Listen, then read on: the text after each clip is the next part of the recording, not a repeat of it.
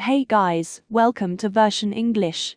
And here this video is about the Budai, commonly known as the Laughing Buddha.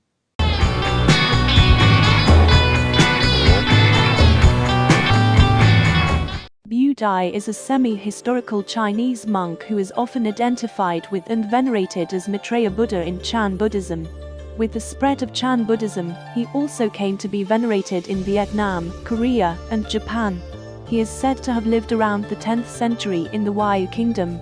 His name literally means cloth sack, and refers to the bag that he is conventionally depicted as carrying as he wanders aimlessly. His jolly nature, humorous personality, and eccentric lifestyle distinguish him from most Buddhist masters or figures.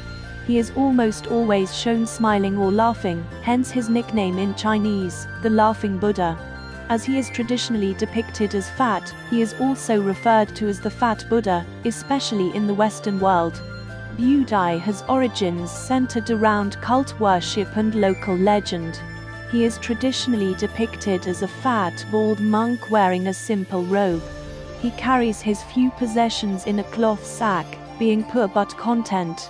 He would excitingly entertain the adoring children that followed him, and were known for patting his large belly happily. His figure appears throughout Chinese culture as a representation of both contentment and abundance. Budai attracted the townspeople around him as he was able to predict people's fortunes and even weather patterns. The wandering monk was often inclined to sleep anywhere he came to, even outside, for his mystical powers could ward off the bitter colds of snow, and his body was left unaffected.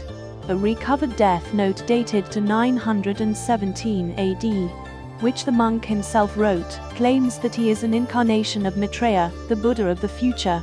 A body allegedly belonging to Budai was embalmed and displayed at the eastern section of the Great Hall at Yulin Temple in Fenghua District, Zhejiang. Budai was one of several uncommitted saints that became incorporated into the Chan pantheon. Similar eccentric figures from the Lamp histories were never officially inducted or appropriated into the Chan patriarchal line. Instead, these obscure figures represented the special transmission that occurred during the early to mid-12th century. This transmission did not rely on patriarchal lineage legitimacy, but instead used the peculiar personalities and qualities of various folkloric figures to illustrate the Chan tradition's new commitment to the idea of awakening and the propagation of Chan to a larger congregation.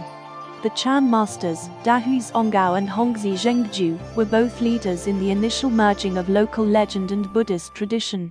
They hoped the induction of likable and odd figures would attract all types of people to the Chan tradition, no matter their gender, social background, or complete understanding of the Dharma and patriarchal lineage. Bernard Force humorizes this merging of local legend and Chan tradition by explaining, one strategy in Chan for domesticating the occult. Ultimately, Budai was revered from both a folkloric standpoint as a strange, wandering vagabond of the people, as well as from his newfound personage, within the context of the Chan tradition as a mendicant priest who brought abundance, fortune, and joy to all he encountered, with the help of his mystical cloth sack bag. And this was the history of the Laughing Buddha, mentioned in Chinese mythology. Thank you.